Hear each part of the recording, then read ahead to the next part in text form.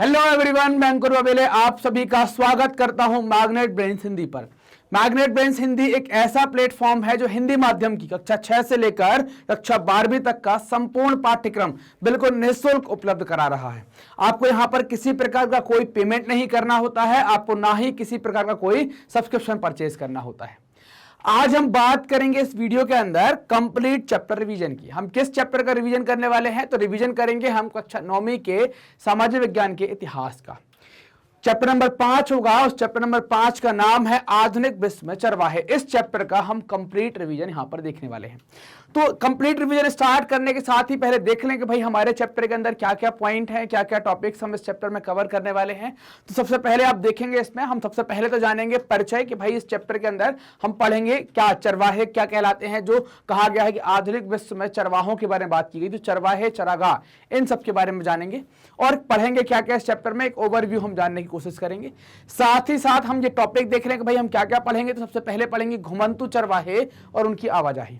फिर देखेंगे पहाड़ों के अंदर उनकी आवाजाही कैसे होती है, पठारों, मैदानों और रेगिस्तानों के अंदर वो कैसे आते जाते हैं। औपनिवेशिक शासन और चरवाहों का जीवन, है ना, जब गुलाम हो जाएंगे, मतलब जब वहां पर कोई दूसरे देश का शासन हो जाएगा, उस टाइम पर चरवाहों का जीवन कैसा होता था, इस पर हम बात करेंगे।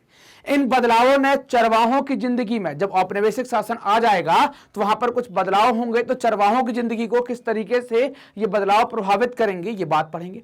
चरवाहों ने इन बदलावों का सामना कैसे किया। तो ये बातें यहां तक होंगी भारत के चरवाहों के बारे में। अब बात करेंगे अफ्रीका के चरवाहों के बारे में। तो अफ्रीका में चरवाहा जीवन कैसा होगा, चरागाहों का क्या हुआ, सरहदों का बंद हो जाना, जैसे भारत में बंदिश लगाई गई वैसे इनके ऊपर भी बंदिश लगाई गई। जब चरागाह सूख जाते थे तब की स्थिति पर बात करेंगे और असर की बात करेंगे कि सबके ऊपर एक जैसा असर नहीं पड़ा। लास्ट में कंक्लूजन देखेंगे, मतलब कि निष्कर्ष देखेंगे कि पूरे चैप्टर का निष्कर्ष क्या निकल कर आता है। तो ये सारे टॉपिक हम एक ही वीडियो के अंदर कवर करने वाले हैं, एक ही चैप्टर के अंदर कवर करने वाले हैं। चैप्टर को समझते हैं। चरवाहे क्या कहलाते हैं, चरागाह क्या कहलाते हैं, इसकी स्टार्टिंग करते हैं और देखते हैं कि भैया सबसे पहले आपको एक फोटो दी गई है आपके बुक जैसे ही खोलते हैं, फोटो में लिखा होगा पूर्वी गढ़वाल के बुग्याल में चरती भेड़ है। बुग्याल क्या है? तो बुग्याल वहां पर घास के मैदानों को कहा जाता है। बुग्याल ऊंचे पहाड़ों पर 12,000 फुट से भी ज्यादा ऊंचाई पर स्थित विशाल प्राकृतिक मैदान है। प्राकृतिक इसलिए कि प्रकृति के द्वारा इनको बनाया गया है। यहां पर घास की उपलब्धता अच्छी रहती है। जाड़ों में ये बर्फ से ढके रहते हैं और अप्रैल के बाद ये क्या होते हैं, बर्फ पिघलना स्टार्ट होती है, तो यहाँ हरी हरी आपको घास देखने को मिलेगी। इस समय पहाड़ियों की तलहटी तरह तरह की घास, जड़ों और जड़ी बूटियों से भरी रहती है। मानसून तक ये चरगाहे घनी हरियाली से छा जाते हैं।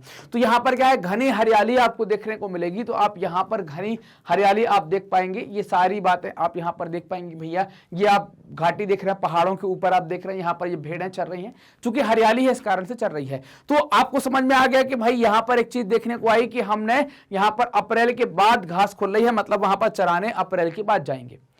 तो जब वहां अप्रैल के बाद घास खुलेगी, मतलब मैदान खुलेगा, बर्फ पिघलेगी, घास बनेगी, तो वहां पर कोई अप्रैल के बाद जा रहा होगा, मतलब कोई लोग यहां से वहां जा रहे होंगे, मतलब उनका यहां से वहां जाना होगा, वो एक जगह नहीं टिकते होंगे, उनको हम कहेंगे घुमंतू। तो घुमंतू चरवाहों के बारे में पढ़ेंगे। क्या होगा जब एक जगह से एक जगह पर नहीं टिकते, जगह जगह फिरते रहते हैं रोजी रोटी की जुगाड़ में। घुमंतू चरवाहों को अपने आप जानवरों के साथ आता जाता हुआ देखेंगे। इनके साथ भेड़ बकरियों के झुंड या रेवड़ होंगे, ऊंट होंगे, है ना, आप भैंस देखेंगे, गाय देखेंगे, कई प्रकार के अन्य मवेशी इनके साथ आप पाएंगे।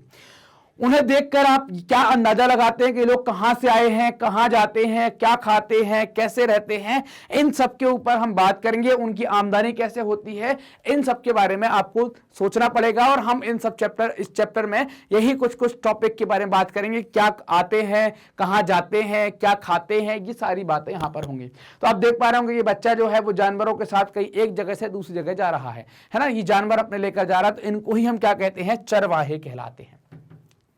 चरवाहों का इतिहास जो है वो आपको पुस्तकों के अंदर नहीं मिलेगा, आप नहीं पाएंगे कि चरवाहों का कोई इतिहास है।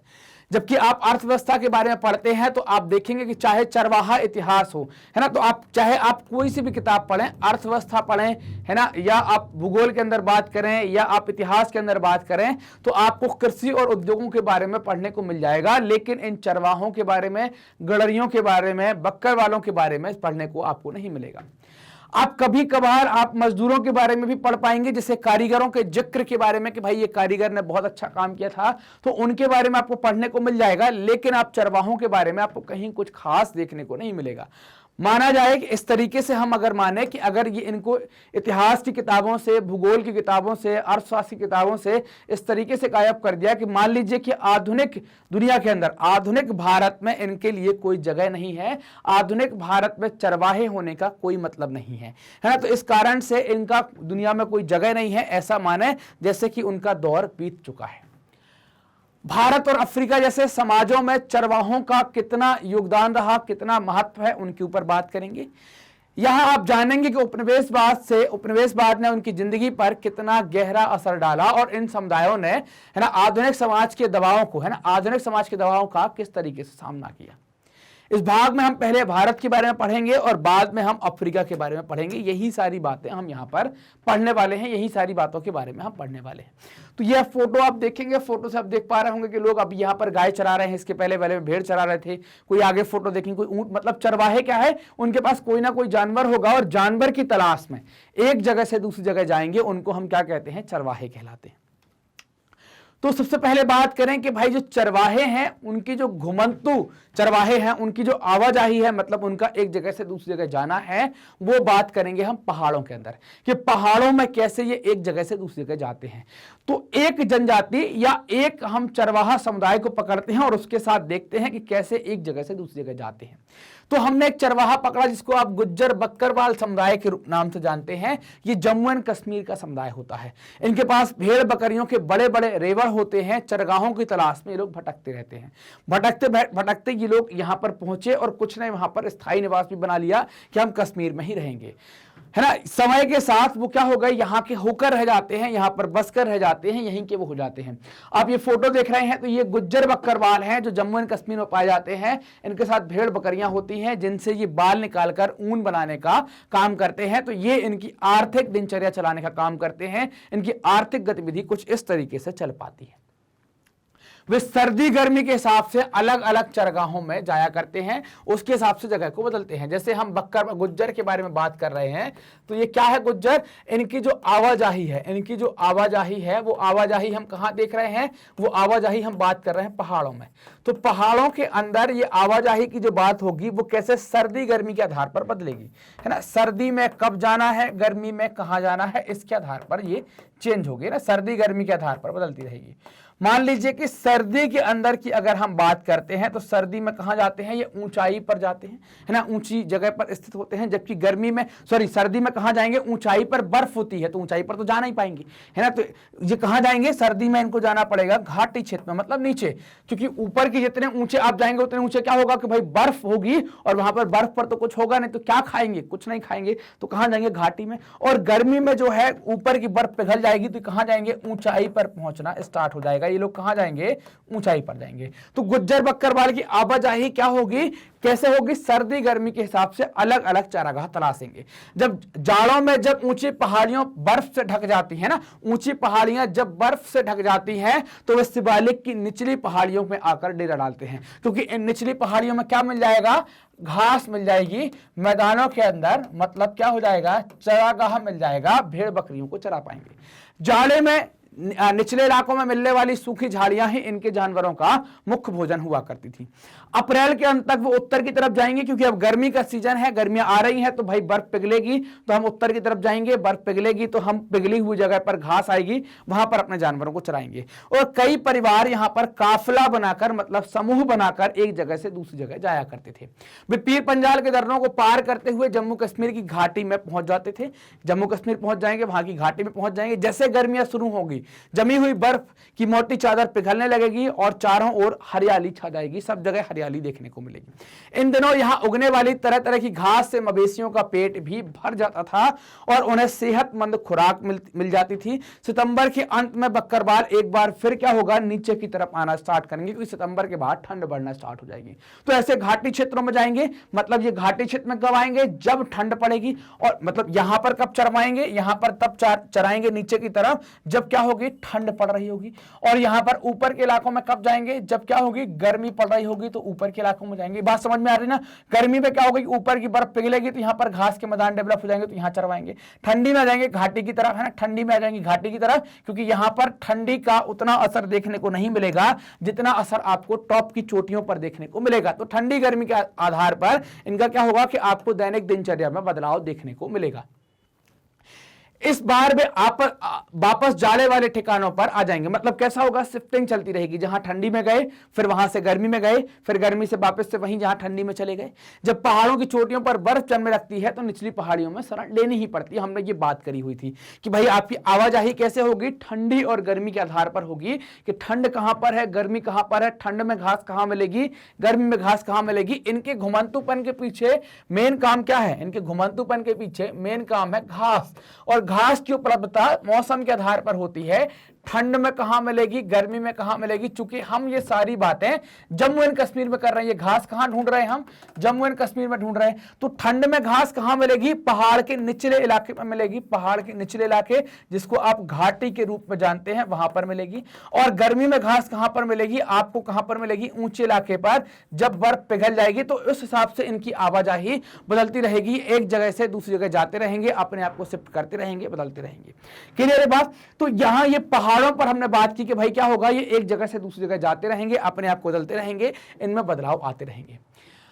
अगर हम दूसरी जनजाति, अभी हमने बक्करवाल के ऊपर बात करी, गुज्जर बक्करवाल पर बात करी, अब हम अगर गद्दी जनजाति के बारे में बात करते हैं तो गद्दी कहां की जनजाति है, गद्दी हिमाचल प्रदेश की जनजाति है ना, हिमाचल प्रदेश में पाई जाती है। ये भी पहाड़ों पर रहने वाला समुदाय है, पहाड़ों पर ही रहते हैं जैसे गुज्जर बक्करवाल रहते हैं। सर्दी गर्मी के हिसाब से ये भी अपनी जगह बदलेंगे। जो पहाड़ों पर रह रहा है, उत्तर भारत में रह रहा है, वो सर्दी गर्मी के हिसाब से पहाड़ों पर अपनी स्थिति बदलेगा। सर्दी में जाएगा नीचे वाले इलाके पर, गर्मी में जाएगा ऊंचे वाले इलाके पर। जैसे ही जाड़ा आता है तो शिवालिक की निचली पहाड़ियों में वे अपने मवेशियों को झाड़ियों में चराते हुए अपना समय बिताते हैं, अपना टाइम बिताते हैं। और अप्रैल आते आते तक वे उत्तर की तरफ चल पड़ते हैं, ताकि क्या हो जाए, उत्तर की तरफ जाए, ताकि जैसी गर्मी आ रही है, बर्फ पिघलेगी, हमको क्या होगा कि हमको घास के मैदान मिलना स्टार्ट हो जाएंगे। ये आप देख पा रहे हैं, ये हिमाचल प्रदेश का जो इलाका आप देख पा रहे हैं। तो यहां पर हमने जम्मू एंड कश्मीर में पहले बात करी थी, यहां पर आपको गुज्जर बक्करवाल मिल रहे थे। कौन सी जनजाति मिल रही थी आपको, यहां पर गुज्जर बक्करवाल मिल रहे थे। ये गुज्जर बक्करवाल क्या है, आप यहां फोटो देख पा रहे होंगे, तो ये सफेद सफेद जो दिखाई दे रहा है ये सब बर्फ है। तो ये ठंडी के समय बर्फ हो गई तो ये कहां आएंगे, निचले इलाकों पर आकर जानवर यहां पर चराएंगे। गर्मी में ये बर्फ पिघलेगी तो फिर से यहां आकर जानवर चराना स्टार्ट करेंगे। ये वाला जो इलाका आप देख रहे हैं, ये हम हिमाचल प्रदेश के बारे में बात कर रहे हैं। और यहां पर भी आप देखें, ये हिमाचल प्रदेश पर बात कर रहे हैं, तो हम यहां ये बात करेंगे कि ये यहां पर भी आप देखें, ये पहाड़ी वाले इलाके, यहां पर भी आपको सफेद सफेद दिख रहा होगा, ये बर्फ है। ये ठंड में बर्फ जम जाती है, गर्मी में पिघल जाती है। तो बर्फ पर कोई चारा होगा नहीं तो वहां कैसे जाएंगे, जहां बर्फ पिघल जाएगी वहां हम अपने जानवर को चराने पहुंच पाएंगे। तो जाड़े में हमने देखा कि शिवालिक के निचले इलाके में आ जाएंगे, शिवालिक पहाड़ियों में शरण ले लेंगे, वहीं पर ही अपने जानवरों को चराएंगे। गर्मियों में क्या होगा, लाहौल और स्पीति में अपना समय बिताएंगे। लाहौल स्पीति कहां है, तो लाहौल स्पीति जो ये लाल कलर का आप देख पा रहे हैं, ये क्या है आपका जम्मू एंड हिमाचल प्रदेश का कुछ इलाका है, लाहौल स्पीति, वहां पर ये अपना समय बिताएंगे गर्मियों में। सितंबर तक वे दोबारा क्या होंगे, वापस चल पड़ेंगे, उन्हें निचले वाले इलाकों में आना पड़ेगा। जब बर्फ पिघलती है तो ऊंचे दर्रे खुल जाते हैं, उनमें बहुत सारे, है ना, बहुत सारे ऊपरी पहाड़ों में स्थित घास के मैदानों में जा पहुंचते हैं, वहां पर अपने जानवरों को चराते हैं। तो ये आवाजाही कैसे चल रही है, ये आवाजाही चल रही है ठंडी और गर्मी के आधार पर। चाहे गद्दी के अंदर हो, चाहे बक्करवाल के अंदर हो, ये आवाजाही कैसे चल रही है आपकी, ठंडी और गर्मी के आधार पर आवाजाही चल रही है। तो एक गुज्जर का आप मंडप देखें, एक फोटो आप देख पा रहे होंगे कि ये फोटो है, ये गुज्जर समुदाय का एक मंडप है जो गढ़वाल के मध्य में ऊंचाई पर स्थित है। गुज्जर गढ़, ये बुग्याल में मिलने वाले रिंगल, रिंगल क्या है, रिंगल एक तरीके का बांस होता है, पहाड़ी बांस, और घास से बने मंडप में रहते हैं, है ना। इन्हीं मंडपों का इस्तेमाल वो अपने कार्यस्थल के रूप में करते हैं। यहाँ पर गुज्जर घी निकालते हैं, उसे बेचते हैं। हाल के सालों में बसों और ट्रकों के माध्यम से दूध घी बेचने के लिए आने जाने लगे हैं। ये मंडप 10,000 से 11,000 फुट की ऊंचाई पर होते हैं। भैंसें इससे ज्यादा ऊंचाई पर जा नहीं सकती, इस कारण से इससे ज्यादा ऊंचाई पर ये मंडप देखने को नहीं मिलेंगे। ऊन कतरने का इंतजाम, ये फोटो आप देख पा रहे होंगे, तो हिमाचल प्रदेश स्थित पालमपुर के पास की ये फोटो है, ओहल पार्टी कहलाती है, वहां की ये फोटो आपको देखने को मिलेगी, जहां पर ये भेड़ों की ऊन कतरने की तैयारी की जा रही है कि यहां पर हम ऊन कतरेंगे भेड़ों की। वापसी में ये लोग जो हम गद्दी जो लोग हैं वो वापसी में क्या होगा, लाहौल और स्पीति के गांव में एक बार कुछ समय के लिए रुकेंगे। इस बीच में गर्मियों की फसलें काटेंगे, सर्दियों की फसलों की बुवाई करके आगे बढ़ जाएंगे। मतलब यहां पर मजदूरी भी कर लेंगे, मजदूरी कर भी कुछ आमदनी कर लेंगे। यहां से भी अपने रेवड़ लेकर शिवालिक पहाड़ियों में, है ना, शिवालिक पहाड़ियों में जाड़ों वाले चरागाहों में चले जाते हैं और अगली अप्रैल में भेड़ बकरियों लेकर वे दोबारा गर्मियों वाले चरागाहों में चले जाते हैं। मतलब अगर हम हिमाचल प्रदेश की बात करें या हम जम्मू कश्मीर की बात करें तो दोनों जगह पर आप देखें गुज्जर बकरवाल हो या गद्दी चरवाहे हो, दोनों में जो स्थानांतरण हो रहा है, चाहे हिमाचल के अंदर का स्थानांतरण हो और चाहे आपका जम्मू एंड कश्मीर के अंदर का स्थानांतरण हो, ये दोनों स्थानांतरण आपको कैसे देखने को मिल रहे हैं, सर्दी और गर्मी के हिसाब से। कैसे, सर्दी और गर्मी के हिसाब से आप देख पा रहे हैं। सर्दी में आप देख पाएंगे कि कहां जाएंगे, नीची जगह पर जाएंगे, और गर्मी में कहां जाएंगे, गर्मी में जाते हैं ऊंची जगह पर जाते हैं ना, गर्मी में कहां जाते हैं, ऊंची जगह पर जाते हैं। उस हिसाब से जानवरों का आदान प्रदान आप देख पाएंगे कि भाई इस तरीके से इन चीजों को या इनका जो आना जाना है, इनकी जो आवाजाही है वो कैसे हो रही है। तो ये कैसे जा रहे हैं, तो कैसे जाते हैं, सर्दी में नीचे, गर्मी में ऊपर। जहां पर घास मिल जाए वहां पर इनका काम आसानी से कट जाएगा। देखो जैसे पूरब की तरफ जाते हैं तो जैसे आपको मिलेगा गढ़वाल और कुमायूं, तो यहां पर आपको गुज्जर चरवाहे देखने को मिलेंगे। तो ये दो इलाकों में जाते हैं, एक तो भावर इलाका है और दूसरे को बुग्याल कहा गया है। भावर में कब जाते हैं, सर्दियों में भावर में जाते हैं। बुग्याल में कब जाते हैं, गर्मियों में बुग्याल में जाते हैं। तो आपसे ये भी पूछ सकते हैं कि भाई भावर में कब जाते हैं, बुग्याल में कब जाते हैं, और ये भावर और बुग्याल कहलाते क्या हैं। तो भावर जो है वो गढ़वाल और कुमायूं के इलाके में पहाड़ियों के निचले हिस्से के ना, पहाड़ी के निचले हिस्से के आसपास पाए जाने वाला शुष्क और सूखे जंगल का इलाका है, जिसको आप क्या कहते हैं, भावर प्रदेश कहलाता है। बुग्याल क्या है, ऊंचे पहाड़ों में स्थित घास के जो मैदान है ना, ऊंचे पहाड़ों में स्थित जो घास के मैदान है उनको आप क्या कहते हैं, उनको आप बुग्याल कहते हैं। इनमें बहुत सारे हरे भरे चरगाहों की तलाश में 19वीं सदी में जम्मू एंड कश्मीर से उत्तर प्रदेश की पहाड़ियों में आए और बाद में यही बस गए, यहां से फिर आगे की तरफ नहीं गए, है ना, कि हम पूर्व की तरफ, यहां बात की जा रही है ना, पूर्व की तरफ चले, है ना, पूर्व की तरफ क्या, जम्मू कश्मीर से पूर्व की तरफ चलेंगे तो अरुणाचल की तरफ चलेंगे तो उसमें बीच में उत्तर प्रदेश भी आएगा। तो बहुत सारे लोग क्या हो गए, उत्तर प्रदेश की पहाड़ियों में आकर बस गए और बाद में यहीं के रहकर हो जाते हैं। सर्दी गर्मी के हिसाब से हर साल चरागाह बदलते रहने, है ना, हर साल चरागाह बदलते रहने का यह चलन हिमाचल की पर्वतों में रहने वाले बहुत सारे चरवाहा समुदाय, है ना, बहुत सारे चरवाहा समुदाय में दिखाई देता है। चरवाहा तो मतलब ही यह है कि वो जगह बदलेगा सर्दी गर्मी के हिसाब से। अगर वो पहाड़ी इलाके में रह रहा है, चूंकि उसको जहां घास मिलेगी वहां वो जाएगा। यहां पर आपको भोटिया, शेरपा और किन्नौरी समुदाय के लोग आपको देखने को मिलेंगे। किन्नौरी समुदाय के लोग खास तौर से क्या है, ये चरवाहा जीवन व्यतीत करते हैं, चरवाहा इनका पेशा है, उसी तरीके से ये कार्य करते हैं। ये समुदाय मौसमी बदलाव के हिसाब से अपनी स्थिति बदलते रहते हैं, खुद को ढालते हैं और अलग अलग इलाकों में पड़ने वाले चरगाहों का बेहतरीन उपयोग करते हैं, बेहतरीन इस्तेमाल इन लोगों के द्वारा किया जाता है। लेकिन ये चरवाहे किसके हैं, ये पहाड़ी इलाकों में हमने बात की कि पहाड़ी इलाकों के अंदर चरवाहों पर हम बात कर रहे हैं। जब एक चरगाह की हरियाली खत्म हो जाती है या इस्तेमाल के काबिल नहीं होता तो वो पहाड़ी इलाका या वो पहाड़ी चरागाह वो छोड़कर आगे बढ़ जाते हैं, वो किसी और दूसरे चरागाह की तरफ चले जाते हैं। इस आवाजाही से चरागाह जरूरत से ज्यादा इस्तेमाल नहीं हो पाता, इससे उसकी जो गुणवत्ता है वो खराब नहीं होती, इससे क्या है, हरियाली मिलती रहती है, हरियाली व जिंदगी भी लौट आती है। उन जो चरागाह है वहां पर आपकी क्या होती है, खेती होती रहती है। गद्दी भेड़ों की ऊन उतार रहे हैं ना, गद्दी जो लोग हैं, गद्दी क्या है, गद्दी जो बकरवाल टाइप के लोग हैं, जो चरवाहे टाइप के लोग हैं, जो हिमाचल प्रदेश में हमने देखे थे। ये फोटो आप देख पा रहे हैं कि यहाँ पर गद्दी लोग क्या कर रहे हैं कि भेड़ की ऊन उतार रहे हैं। सितंबर तक गद्दी लोग ऊंचे मैदान, जिनको थार कहा जाता है, ऊंचे मैदान से नीचे आने लगते हैं। रास्ते में कुछ समय रुककर अपनी भेड़ों की ऊन उतरवाते हैं। ये ऊन उतारने का काम कोई और करता है, तो यहां से ऊन उतरवाएंगे और ऊन काटने से पहले भेड़ों को नहलाया धुलाया जाता है ताकि ऊन गंदी ना हो, क्योंकि अगर ऊन कटने के बाद आपने ऊन को धो दिया तो वो तो ऊन क्या है, भेड़ के बाल है ना, अपने बाल कैसे पतले पतले, आपने धो दिया तो आधे तो गायब हो जाएंगे। तो पहले ही भैया भेड़ में लगे लगे अच्छा रगड़ के नहला दो उसको, फिर काट लो, फिर गट्ठर बना के इनको भेज देंगे। तो जो आप स्वेटर पहनते हैं, बहुत गर्म वाली चीजें जो गर्मी वाले इलाके, वो ठंडी वाले इलाके में बहुत गर्मी देने के लिए जो बनती हैं, वो सब भेड़ की ऊन से, बकरियों की ऊन से, है ना, इन सब चीजों से तैयार की जाती हैं। अब एक स्रोत आता है जिसको हम स्रोत का के रूप में जानेंगे। आपके चैप्टर का पहला स्रोत है 1850 के दशक में जीसी बार्न्स ने कांगड़ा के गुज्जरों का वर्णन कुछ इस प्रकार किया था। पहाड़ियों में रहने वाले गुज्जर शुद्ध चरवाहा कबीले के लोग हैं। ये लोग ना के बराबर खेती करते हैं। गद्दियों के पास भेड़ बकरियां होती हैं, है ना। गद्दियों के पास क्या होती है? भेड़ बकरियां होती हैं। तो गुज्जरों के पास गाय भैंस होती है। मतलब कि गुज्जर क्या है? गाय भैंस पालते हैं।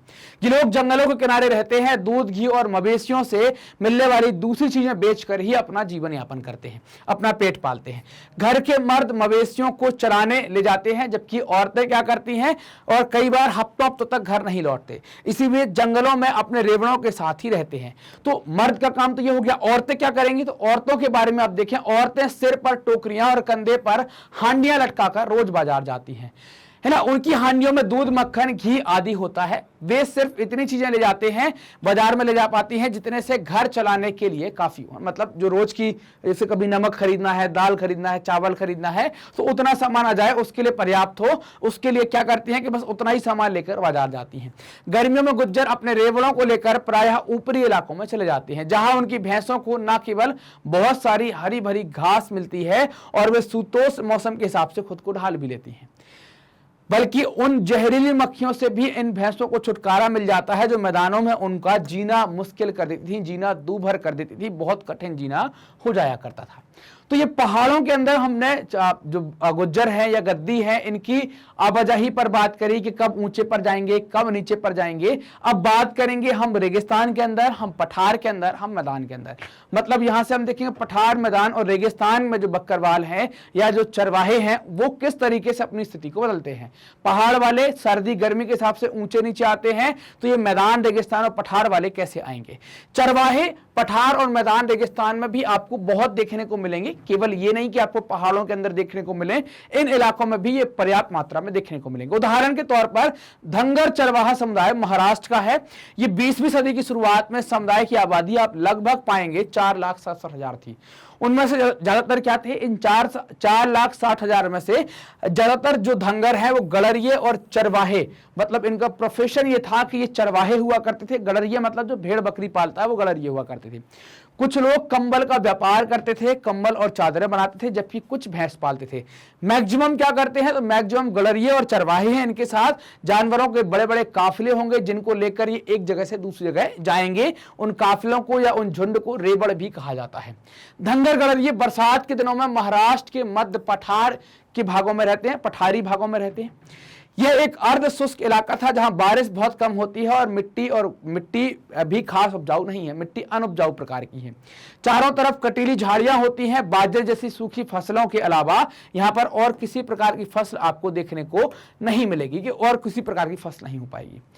तो मानसून जब आएगा, जब बरसात होगी, तो यह पट्टी क्या होगी? विशाल चारागाह में परिवर्तित हो जाएगी।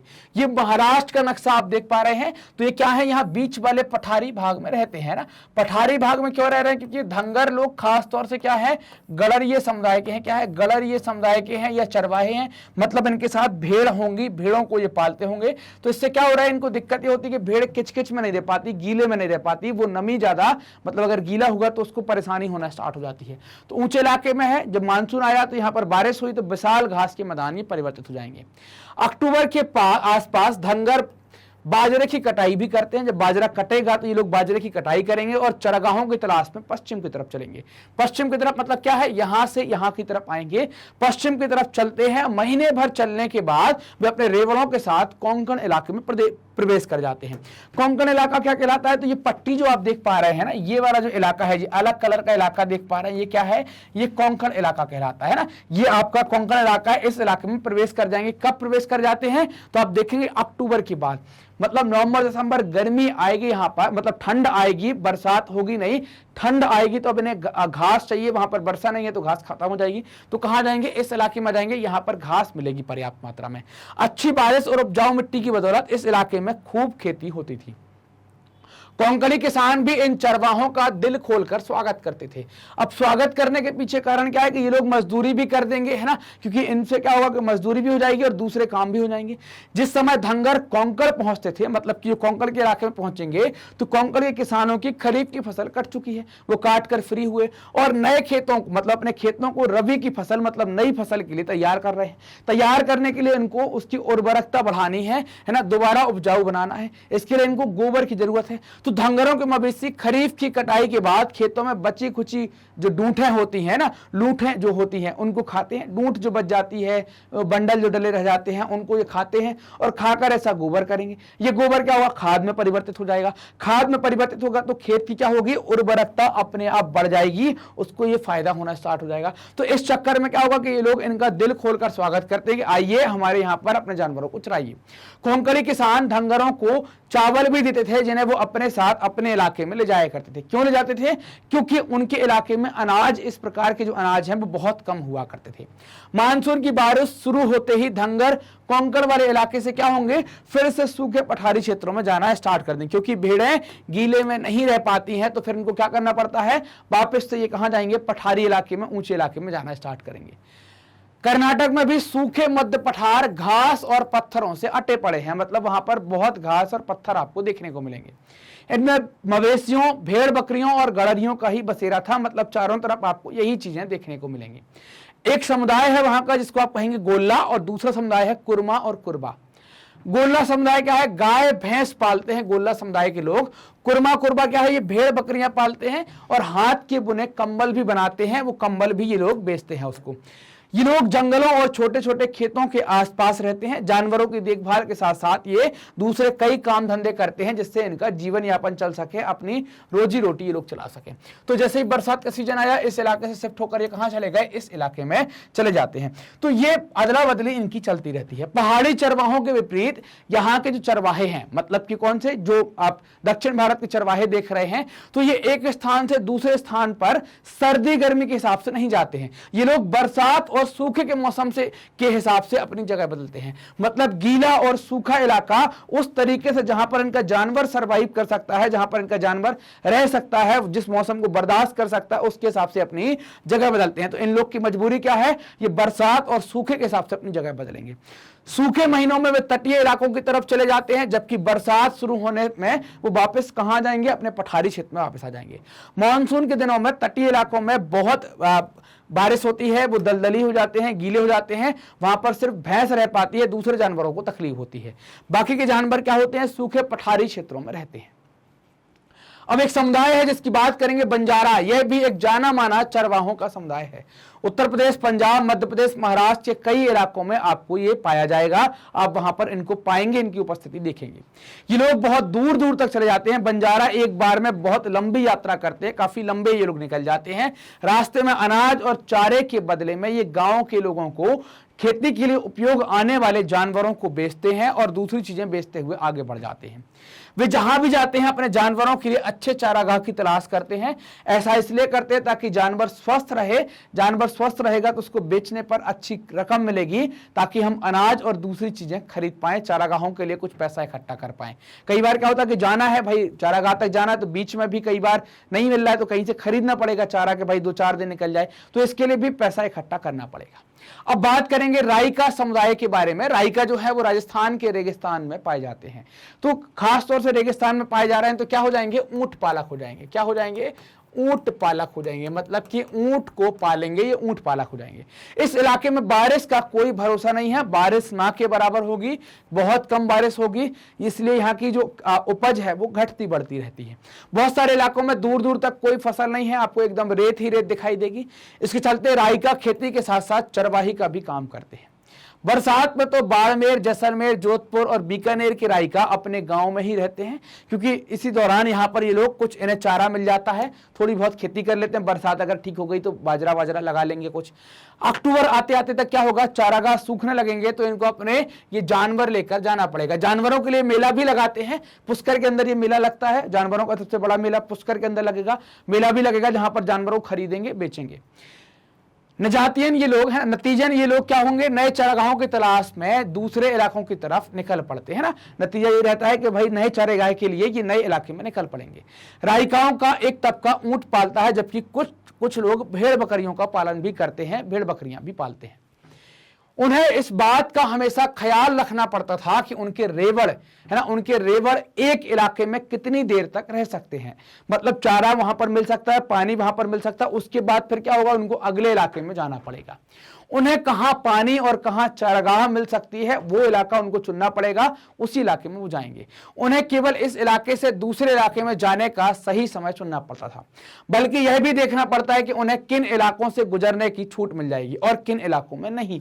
ये सारी बातें ध्यान रखकर वो अपनी जगह बदलेंगे। सफर के दौरान उन्हें रास्ते में पड़ने वाले गांवों के किसानों से भी अच्छे संबंध बनाने पड़ते थे, ताकि उनके जानवर किसानों के खेत में चर सकें, उनकी जमीन को उपजाऊ बना सकें। अपनी रोजी रोटी की जुगाड़ के लिए उन्हें खेती और व्यापार और चरवाही के सारे काम करने पड़ते थे, ताकि उनका काम निकलता रहे, उनका मतलब जो डेली रूटीन है, दिनचर्या है, वो चलती रहे। अपनी रोजी रोटी की जुगाड़ में वो खेती व्यापारी ये सारे काम करते ही थे। अब बात करेंगे कि औपनिवेशिक शासन के दौरान है ना, यानी अंग्रेजों के जमाने में चरवाहों का जीवन किस तरीके से प्रभावित हुआ है ना। ये ऐसे कुछ काम कर लिया, चरा लिया, नहीं तो ऐसे इकट्ठे होकर अपनी पंचायत कर ली, कुछ टाइम पास कर लिया, ये सब अपने तरीके हैं काम करने के, अपना मनोरंजन करने के तरीके हुआ करते थे। अब बात करेंगे, हमने आवाजाही देख ली, पहाड़ों के अंदर देख ली, रेगिस्तान पठारों में, रेगिस्तान मैदान और पठारों में देख ली। अब बात करेंगे औपनिवेशिक शासन और चरवाहों की, मतलब औपनिवेशिक शासन में चरवाहों का जो जीवन है उस पर किस प्रकार से असर पड़ा। औपनिवेशिक शासन के दौरान चरवाहों की जिंदगी में गहरे बदलाव आपको देखने को मिलेंगे। क्या बदलाव आए हैं भैया, तो ये बदलाव क्या है, चरागाह जो है वो सिमट गए हैं। मतलब चरागाहों को काटकर क्यों सिमट गए हैं, क्योंकि इनको खेत में परिवर्तित किया जा रहा है, खेत बनाए जा रहे हैं, तो चरागाह धीरे धीरे सिमट रहे हैं। पहाड़ पर तो खेत बनाएंगे नहीं, मैदान पर चरागाह है तो उनको जुताई करके खेती करना स्टार्ट कर दिया, तो चरागाह सिमटना स्टार्ट हो गए। इधर उधर आने जाने पर बंदिशें लगाई जाने लगी, उनसे भी लगान वसूल किया जाता था और जिसमें वृद्धि कर दी गई, इस लगान को बढ़ा दिया गया।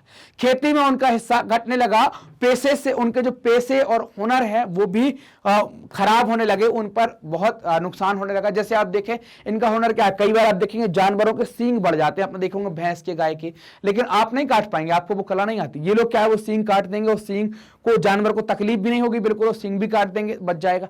तो क्या होगा कि भाई ये हुनर है, ये कला है इनके पास कि जानवरों की रख रखाव कैसे करना है, उसकी बीमारी का कैसे पता लगाना है, कब क्या है, सारी चीजें ये इनकी कला है। तो अब आने जाने पर रोक लगाएंगे तो इस पर क्या है, बहुत बुरा असर पड़ने लगा है। तो अब इन सब पर बात करेंगे, देखते हैं कि क्या हुआ, कैसे हुआ, क्या बातें हुई, सब पर बात करें। सबसे पहले देखते हैं, पहली बात क्या है कि अंग्रेज सरकार चरागाहों को खेती की जमीन में तब्दील करने लगी। मतलब उसको क्या जरूरत थी कि उसे लगान लगानी है ताकि वो आय का एक बड़ा स्रोत पैदा कर सके।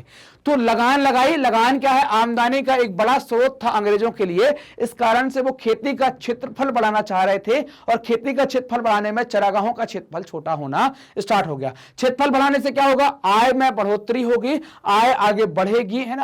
आय में क्या होगा कि आय बढ़ेगी, आय में बढ़ोतरी होना स्टार्ट हो जाएगी। इससे जूट, कपास, गेहूं और अन्य खेती हर चीजों के उत्पादन में इजाफा होना स्टार्ट हो गया।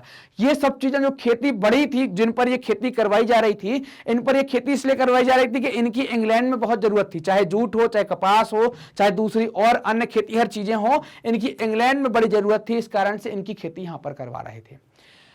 बेकार ऐसी जमीन जो थी जिस पर लगान नहीं मिलता था, मतलब ये चरागाहों को क्या कहने लगे, चरागाहों को बेकार कहते थे कि ऐसी जमीन है जिस पर ना तो लगान मिलता है और ना ही कोई उपज मिलती है, वो बेकार है, वो खेती के लायक नहीं है, तो उसे खेती के लायक बनाओ, है ना। मतलब चरागाहों को जमीन में परिवर्तित करो, खेती की जमीन में परिवर्तित करो, लगान लाओ।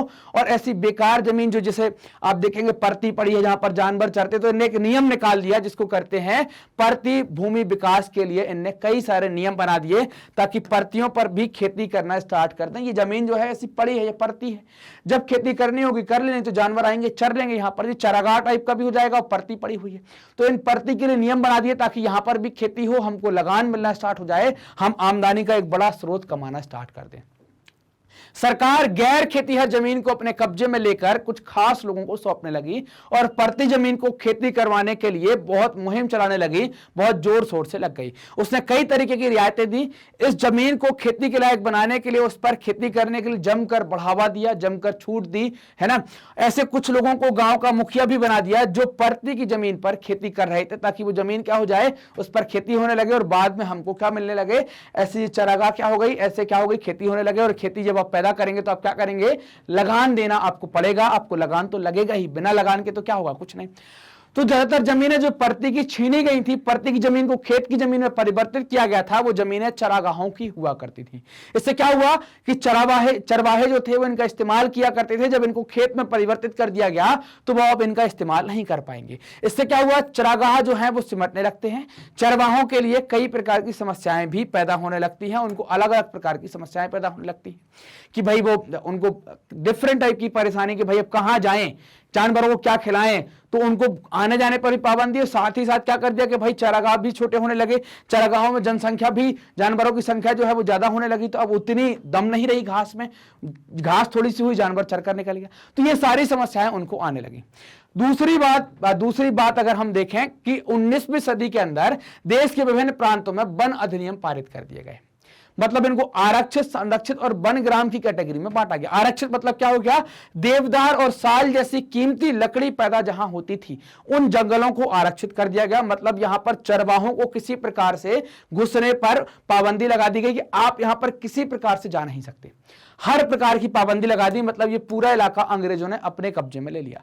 संरक्षित क्या है, जंगलों में चरवाहों को चरवाही के कुछ परंपरागत अधिकार तो दे दिए गए, लेकिन आवाजाही जो है, मतलब ये कहीं आ जा रहे हैं, वो बहुत कड़ी निगरानी में, बड़ी पाबंदियों के साथ उनको आने जाने का अधिकार दिया गया। परंपरागत अधिकार क्या कहलाते हैं, ऐसे अधिकार जो परंपरा और रीति रिवाज के आधार पर मिलते हैं, उन अधिकारों को क्या कहते हैं, परंपरागत अधिकार कहलाते हैं। जो हमने देखा कि भाई संरक्षित के अंदर जो हम बात कर रहे थे कि संरक्षित में आवाजाही तो दी गई, लेकिन बहुत सारी बंदिशें लगाई गई।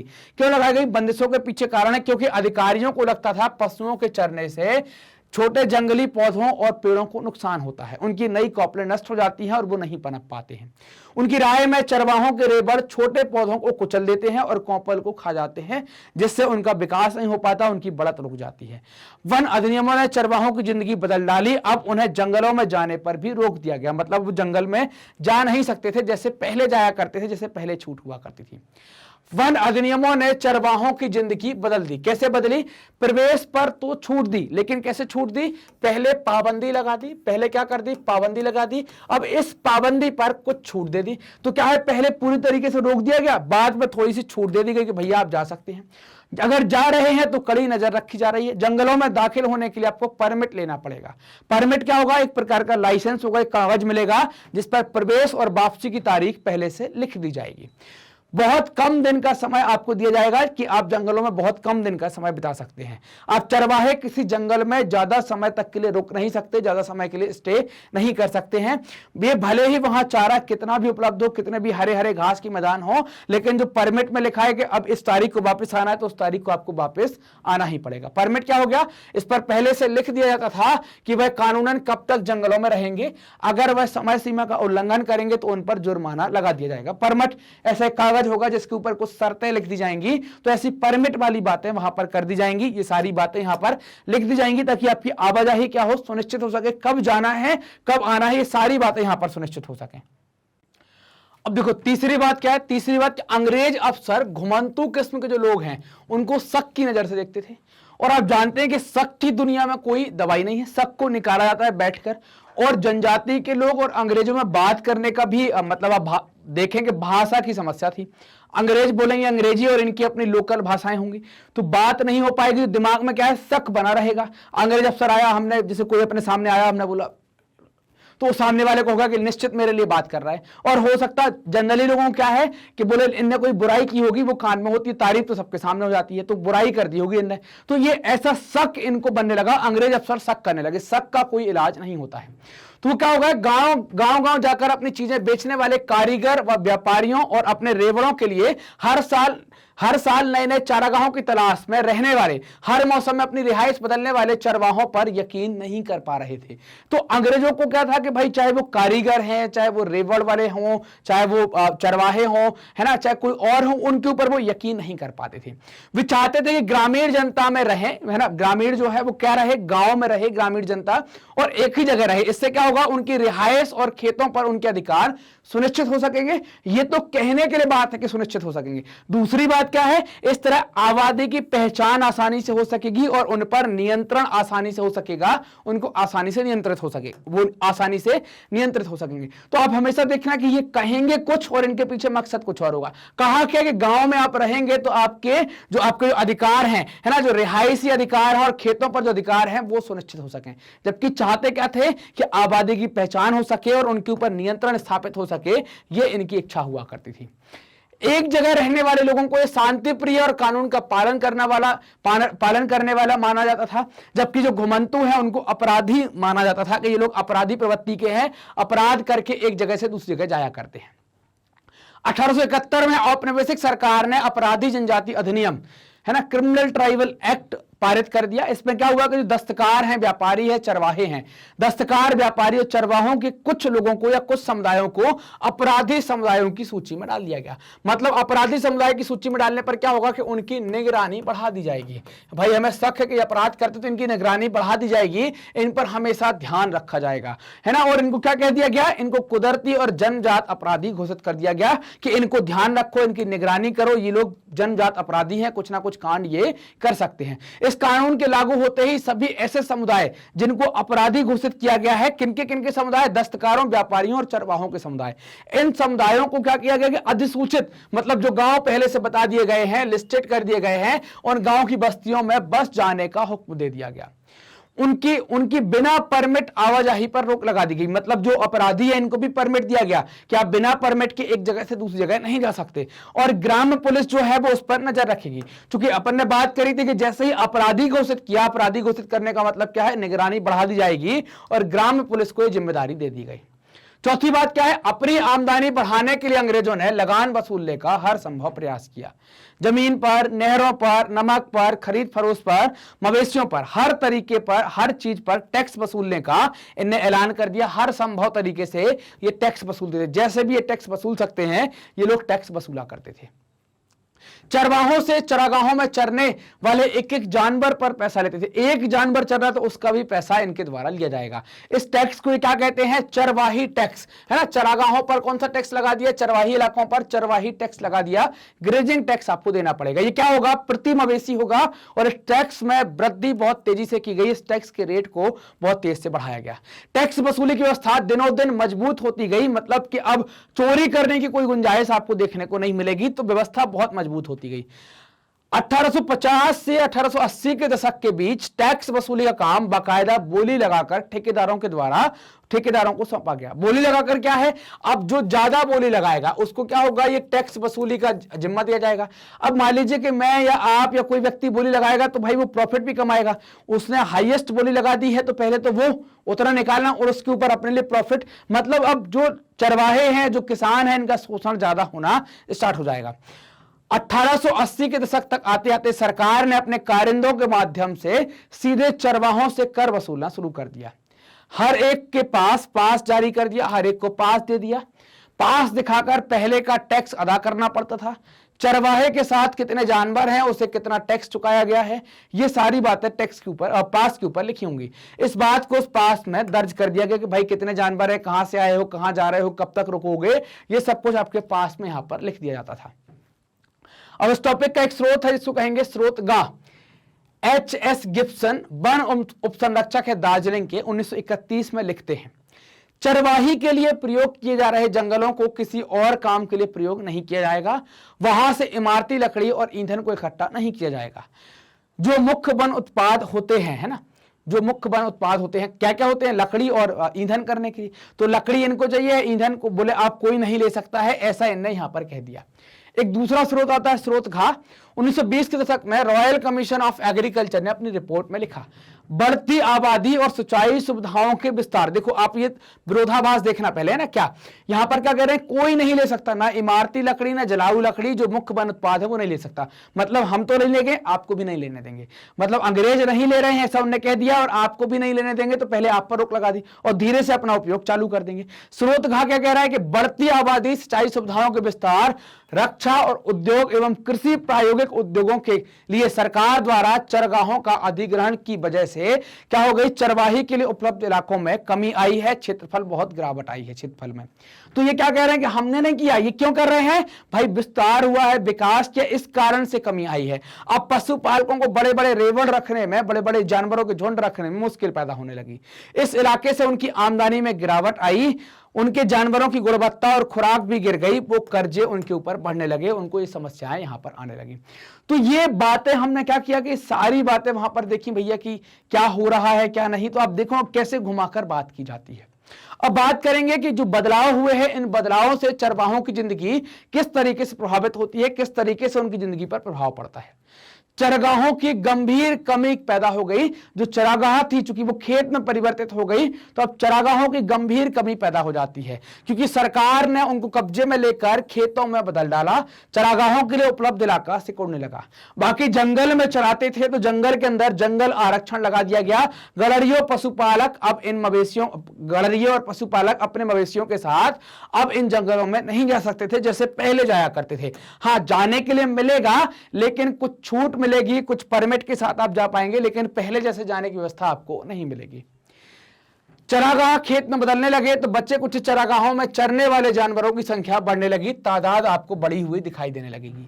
चरागाह हमेशा जानवरों से भरे दिखने लगे, हमेशा जानवर वहां थे।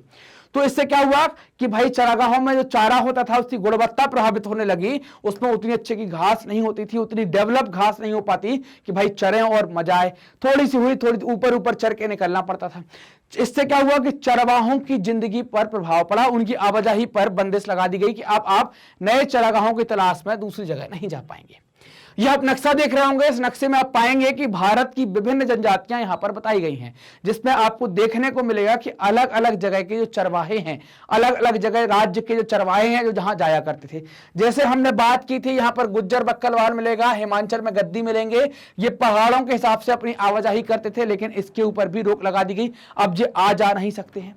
फिर आप देखें यहां पर कि आपको भोटिया मिलेंगे, उत्तराखंड में गुज्जर मिलेंगे, राजस्थान में बंजारे, मध्य प्रदेश में बंजारे, राइका देखने को मिलेंगे आपको, महाराष्ट्र के अंदर आप धंगर देखेंगे, कर्नाटक के अंदर कुरमा, कुरबा और गोल्ला देखेंगे। ये आपको सारे जो चरवाहों के नाम है, चरवाहे समुदाय हैं देखने को मिलेंगे, इनकी आवाजाही होती थी।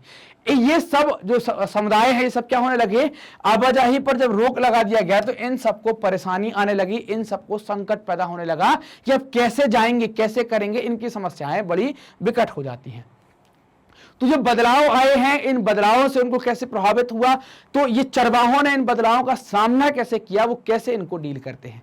तो चरवाहों की प्रतिक्रिया आती है, चरवाहों ने तो अपने जानवरों की संख्या कम कर दी। भाई जब चरागाह नहीं मिलेंगे तो जानवर कम करना स्टार्ट कर दिया। बड़े बड़े और बहुत सारे मैदान नहीं बचे थे, चरागाह नहीं बचे थे, इस कारण से जानवर कम करना स्टार्ट कर दिया। जब पुराने चरागाहों का इस्तेमाल करना मुश्किल हो गया तो कुछ चरवाहों ने नए नए चरगाह ढूंढ लिए, नई नई जगह पर जाने लगे, उन इलाकों को ढूंढना स्टार्ट कर दिया। मिसाल के तौर पर ऊंट और भेड़ पालने वाले राइका 1947 के बाद जब सिंध नहीं जा पाए, है ना, सिंध के इलाके में प्रवेश नहीं कर पा रहे थे, तो वो लोग क्या करने लगे, हरियाणा के खेतों में जाने लगे। कटाई के बाद खाली पड़े खेतों में ये जाने लगे, वहां पर ये जो डूंठ होती है ना, ये पेड़ की डूंठ बची हुई है, इसको चराने लगे। इसको चराने से क्या हो गया, जानवर का भी भला होने लगा, उसको भी चारा पर्याप्त मात्रा में मिलने लगा।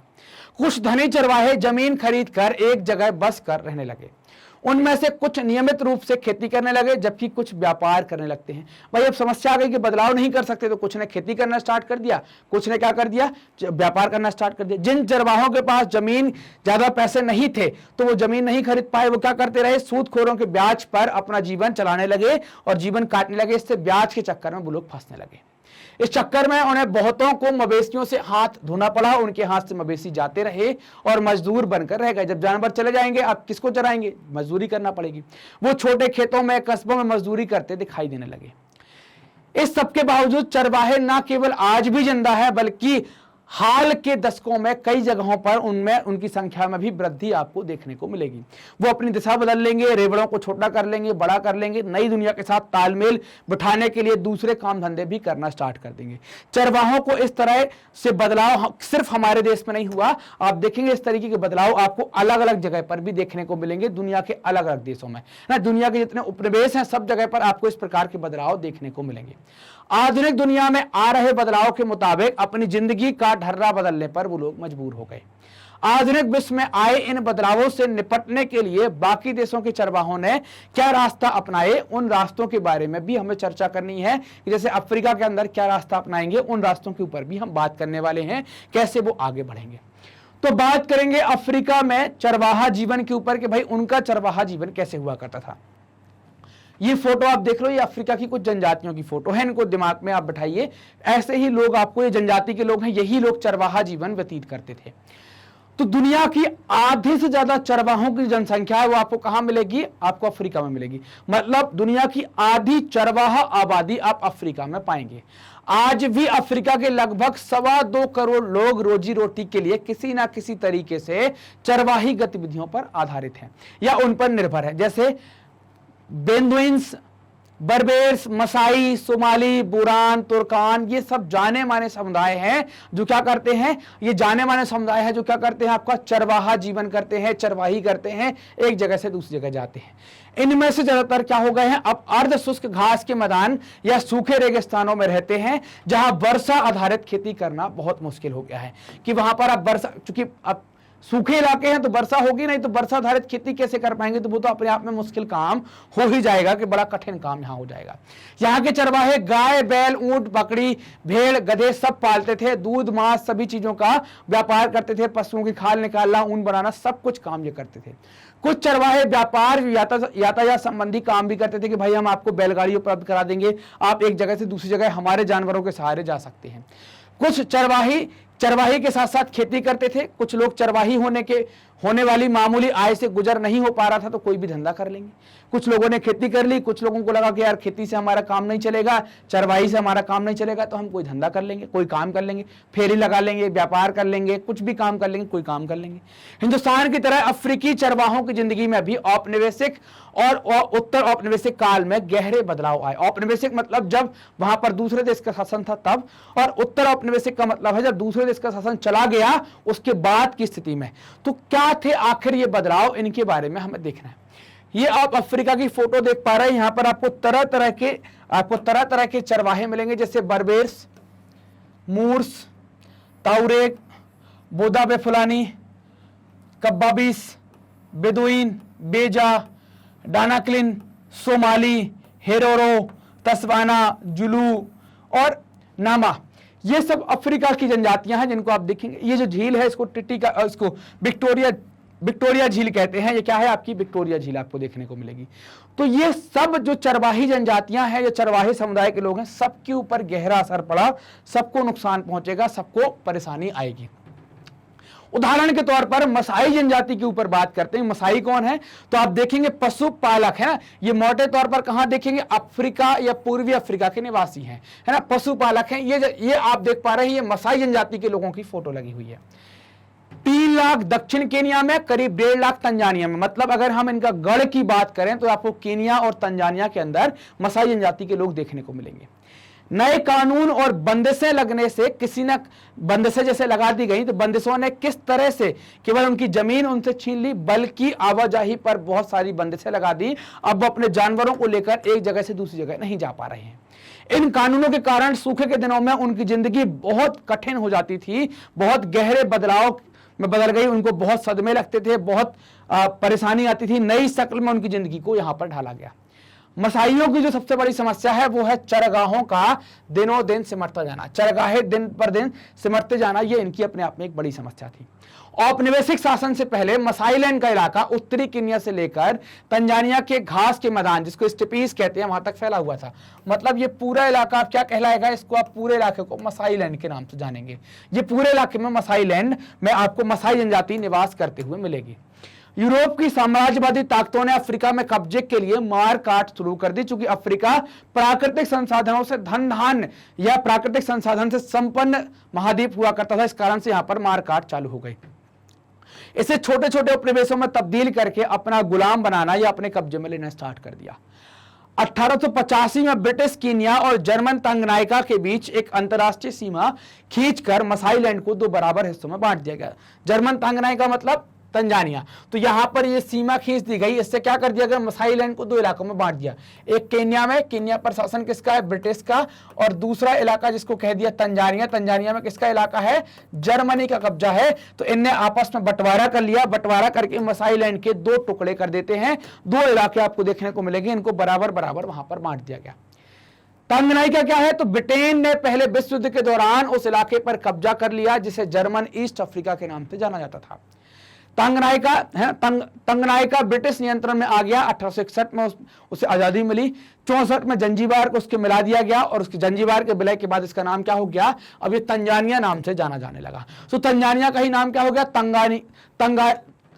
तंगानिका हो गया, तंगनाइका हो गया इसका नाम। तो ये आपको यहां पर कब देखने को मिलेगा, ये तंजानिया का नाम है, जो उसके जंजीबार के विलय के बाद आप ये नाम देख पाएंगे।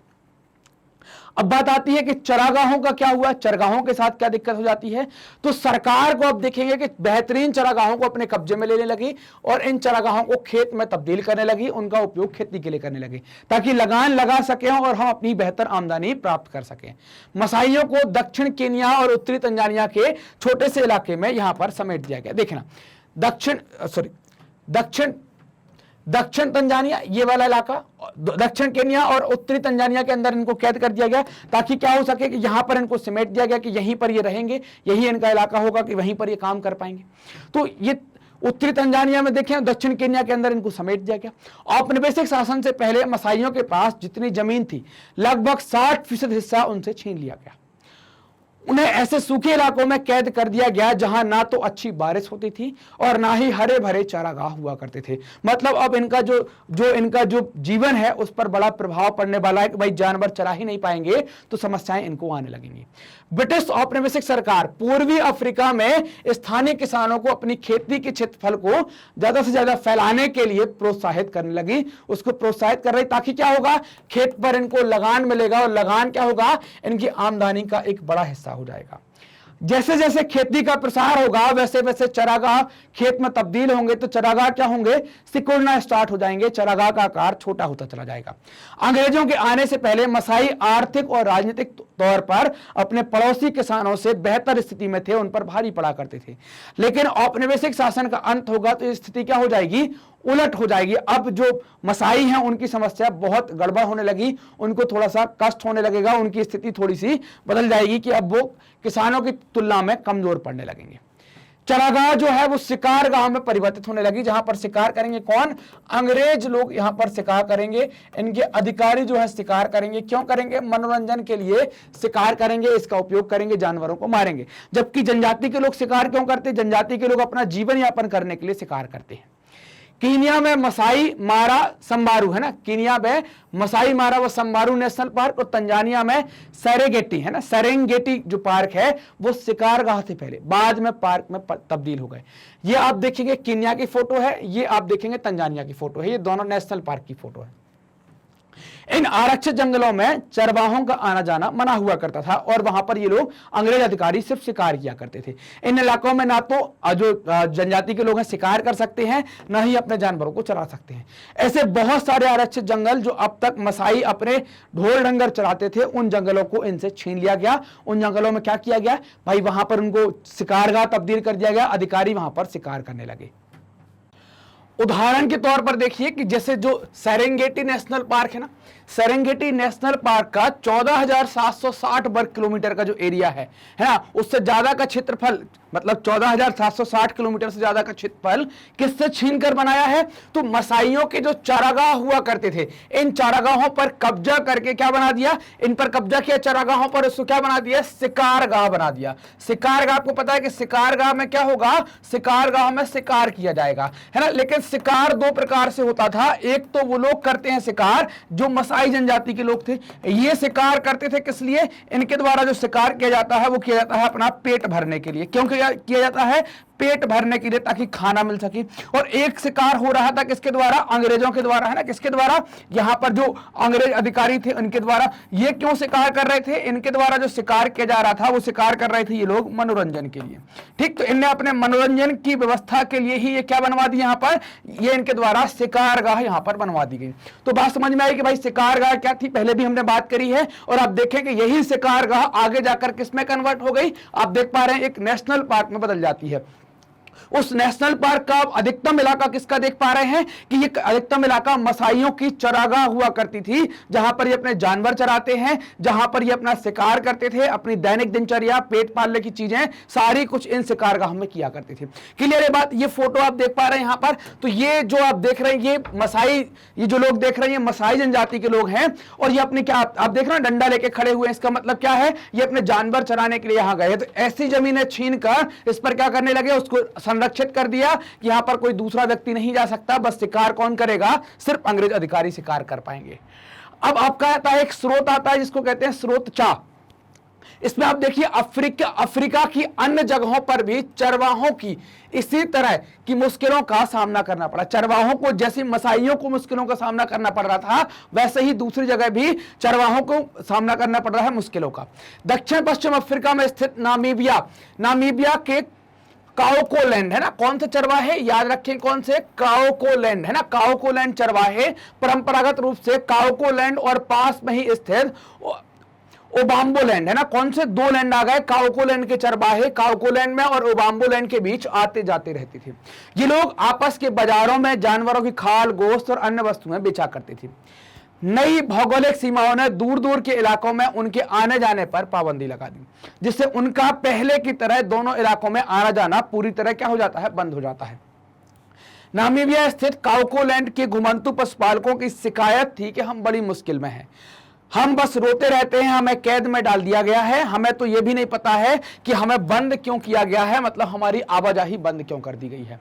हम जेल में हैं, हमारे आसपास रहने की कोई जगह नहीं है, हमारे पास रहने की कोई जगह नहीं है, हम दक्षिण से गोश्त नहीं ला सकते, खालों को बाहर नहीं ले जा सकते।